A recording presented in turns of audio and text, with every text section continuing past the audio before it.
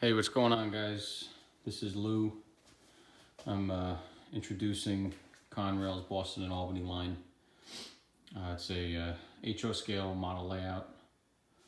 I've been in the construction stage now for about a year, give or take. I guess I'm at the point now where it's interesting, and I figured some of you guys would like to take a look. So started right here, April 26th, 2019 was the first piece of bench work. First track was 11/3 of 19. And this is the progress today. It's April 15th. That's my big guy, Lewis. He's a 4-year-old, and my little guy, Hunter, just turned 3. Got 2 little train buffs. So just some quick run by. The room itself is about 30 feet long, about 6.5 wide in the back, and about 9 feet wide here. I'm trying to keep my minimum radiuses to about 28, give or take. Some spots here, like in Palmer's, a little tighter, but you know, not too bad. As you can see, I'm running modern or semi-modern rolling stock. I'm modeling Conrail's Boston and Albany line, circa 1990.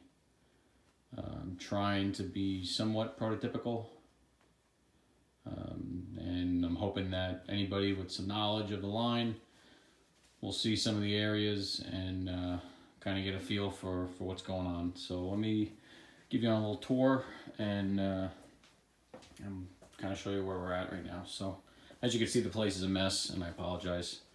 I got boxes and screws and glue everywhere, but the primary focus, and back up, is this is going to be Springfield Yard, Springfield, Massachusetts. Obviously it's condensed. In real life, the engine pocket's actually on the south side, but this is actually the north side. Going this way is Railroad West. Going this way is Railroad East. It's a double track main line throughout, and I'll kind of bring you through the track plan here. So there's a lower staging yard right here.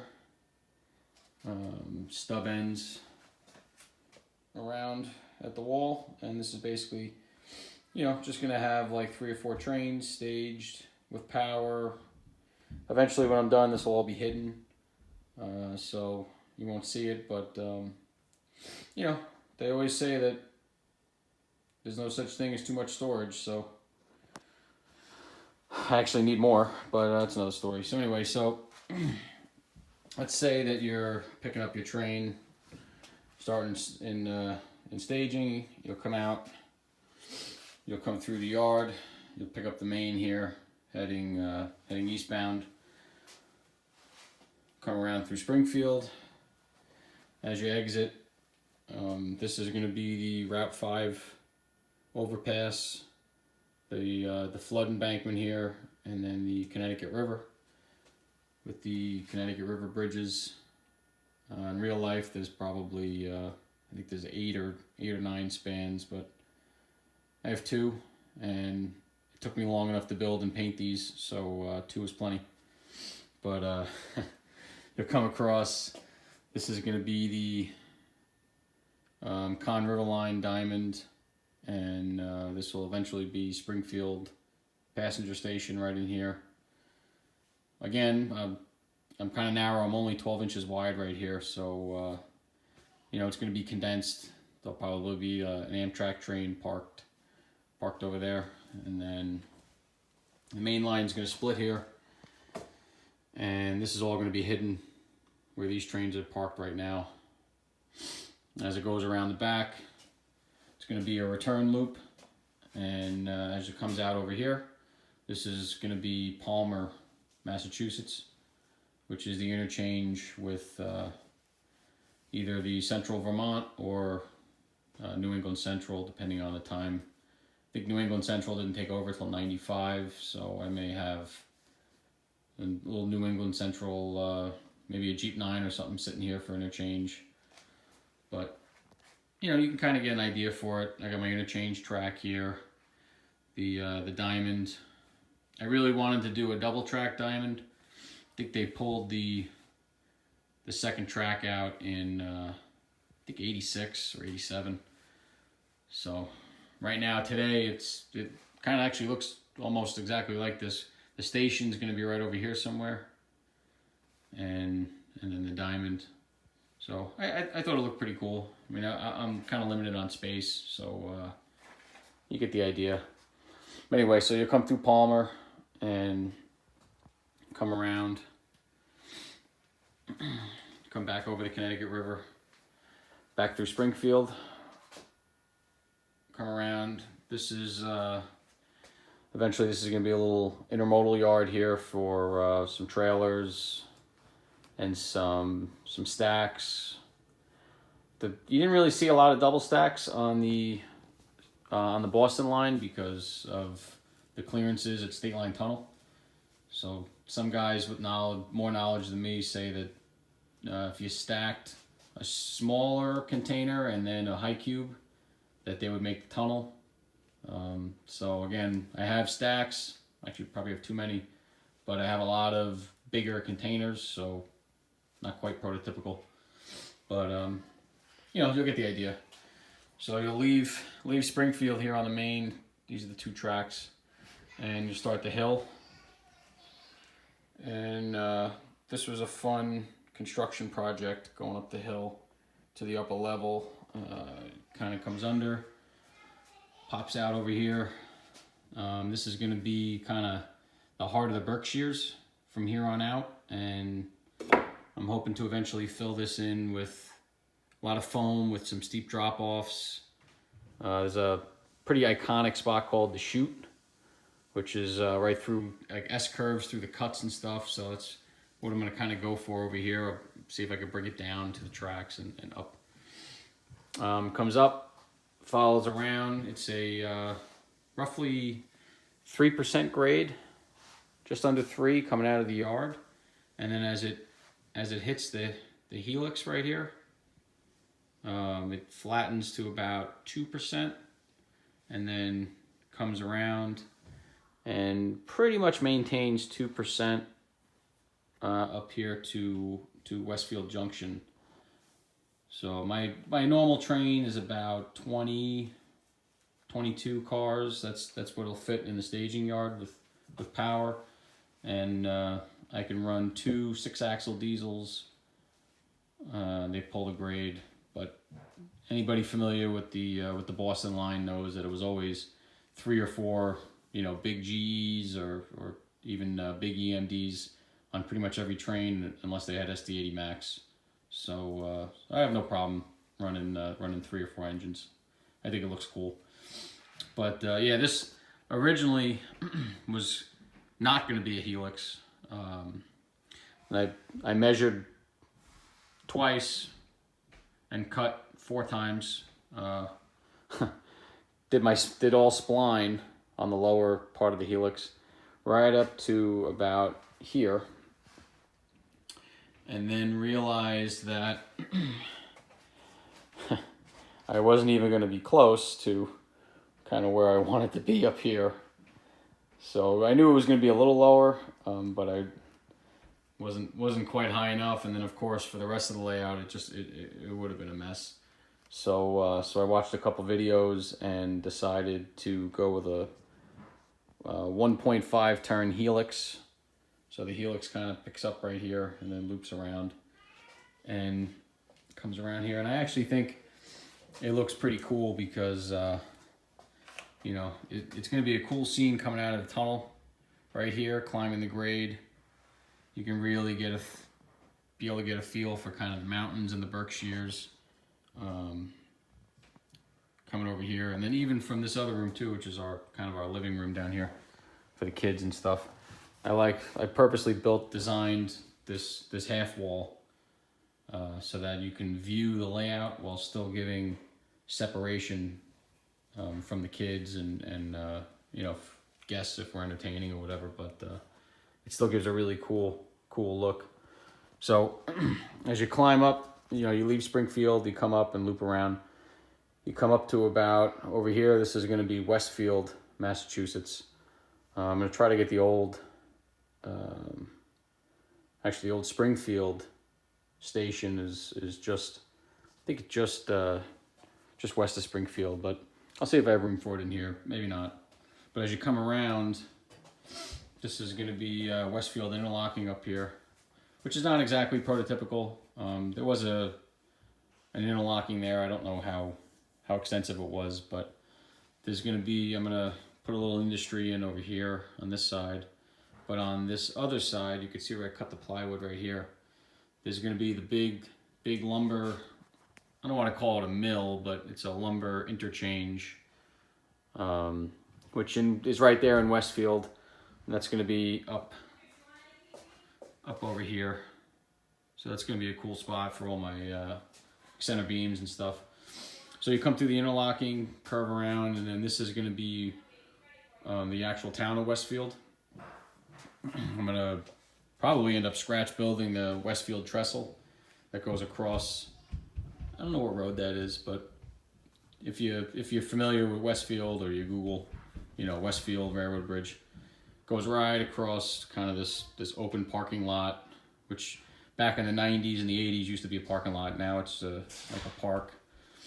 But you know, it's a cool scene. I made it the same level as my half wall.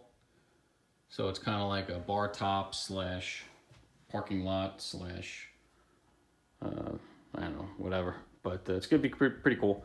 And then obviously the river is over here. And then the Westfield station is gonna be somewhere over here. Anyway, so as you come out of the helix, it does come back to, I think, about 2.7% as we climb. Flattens out a little bit coming over the bridge, just because I didn't want to trestle at a crazy angle. Picks up again, comes up, and we're still climbing up here now. And this is as far as I've gotten, as far as the sub-road bed goes. So this is still actively in progress build. But this is going to be a neat scene right here. The Westfield station will be right over here. There'll be the old New Haven Railroad. I think it was the Housatonic interchange, or maybe the P&W. No, maybe Housatonic. But anyway, there'll be another diamond across the main line here. And then as the train kind of goes towards the back wall, there's a really neat river bridge over the, I think it's the west bank of the Westfield River, or north branch. But you know, there'll be a little river bridge tucked away. This is really going to be mountains and you know, really backwoods. I think I'm going to put a little tank car industry in right here, just maybe a little, like a propane exchange or some sort of offload. But the tracks will curve around to the back. Still climbing, and this is as far as I've gotten with the bench work. Just for anybody keeping notes on bench work, I ran out of screws, so I'm going to secure this a little better once I get my my Amazon delivery. But most of the construction for the lower level is all 1x4, screwed to the wall with 3-inch screws. And every so often I use these shelving systems from IKEA and put lag bolts in the bottom to make them adjustable, and they bolt right up to the benchwork and really make it, I mean, this is rock solid, it's not going anywhere. So between the bolted to the studs in the wall and the shelving supports, anybody that's building a layout, I highly recommend these IKEA shelves, because they're really handy for storage, and they also double as legs. So and they're like, I think each shelf system, I think the whole thing costs like $20 or something. So it's kind of a no-brainer. The upper level, I'm doing a very similar construction. As you can see, I'm using risers with basically cookie cut 1/2-inch plywood. I am eventually going to transition to 2-inch foam once the bench work for the upper level gets to the wall right here. This is all going to be flat, and I think my height's going to be about 58 inches rail height, and the bottom over here is around, I think, 36. So the lower level is a little low, but you know, anybody that's building a multi-deck layout, you have to take a little bit of sacrifice somewhere. So anyway, so yeah, so it's going to come up around here, curve to the wall, and then this is actually, this straight section along this wall is going to be the Hinsdale Plateau, which is kind of the sort of the top of the mountain, you know, when they're climbing up Washington Grade. The plateau is actually not flat, even though they call it the plateau, but it is a really long straight shot just east of the town of Hinsdale. So I'm going to try to incorporate that going straight, and then somewhere over the Connecticut River on the upper level, I'm going to bring it out a little bit to the aisleway, and the tracks will curve out and around the town of Hinsdale, and the town of Hinsdale will be on the inside, on the north side of the tracks, just like in real life. And I'm going to try to get the tracks to kind of curve out and around, and then there'll be the road bridge, which if you ever rail fanned Hinsdale, you know the bridge, you know the tracks curve and literally look like they drop off the end of the earth as they go into the railroad bridge. So I'll try to build that the best I can and kind of get a feel for it. But anyway, so you'll come down out of Hinsdale, you'll come along the wall, you know, on the upper level, obviously, that hasn't been built yet. And then the similar design for the bench work with the return loop will be the upper level. Right over here where it splits is going to be State Line Tunnel. Haven't decided yet if I'm going to do 2 tunnel portals like there were in the 70s and 80s and before that, or if I'm going to do a single portal, because I think they removed the second track somewhere in the mid 80s, late 80s, to make it more prototypical, but we'll see, because I do need to hide the 2 tracks splitting.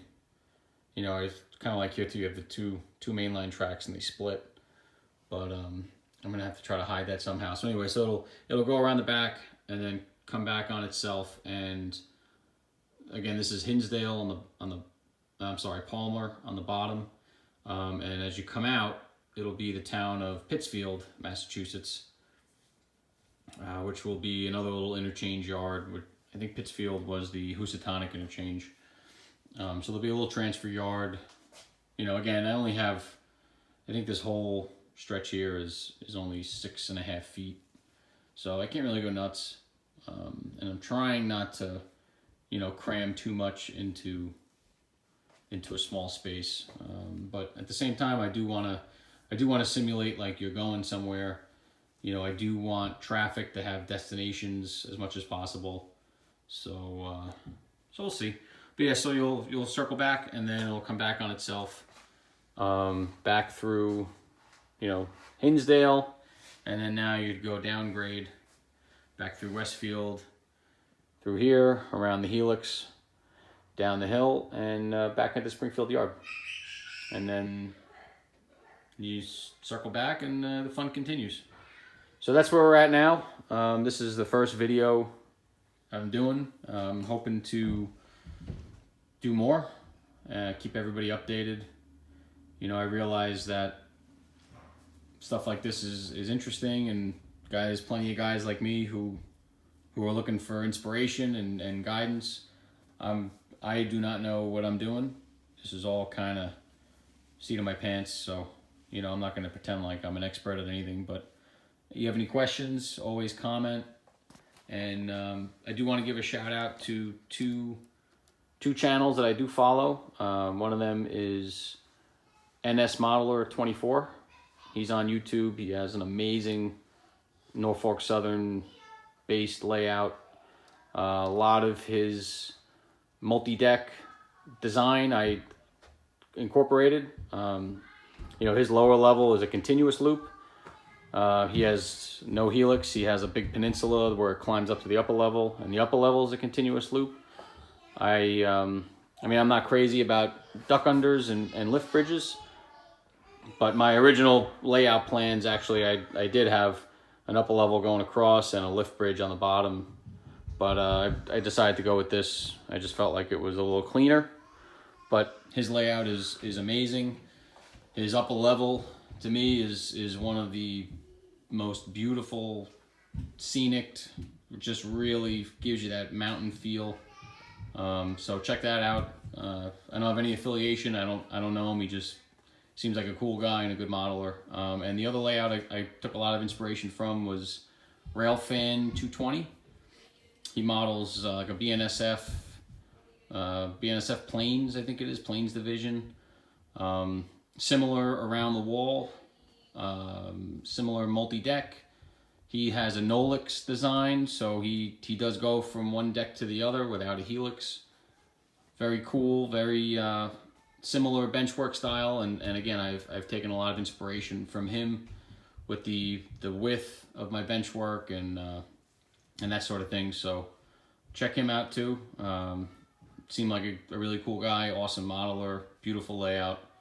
But this is Conrail, and this is going to be Conrail's Boston Line from State Line Tunnel to Palmer, Massachusetts. So thanks for checking it out, and I will keep doing videos.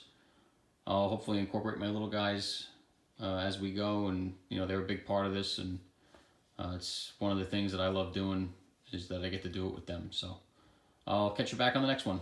Thanks for watching. Bye.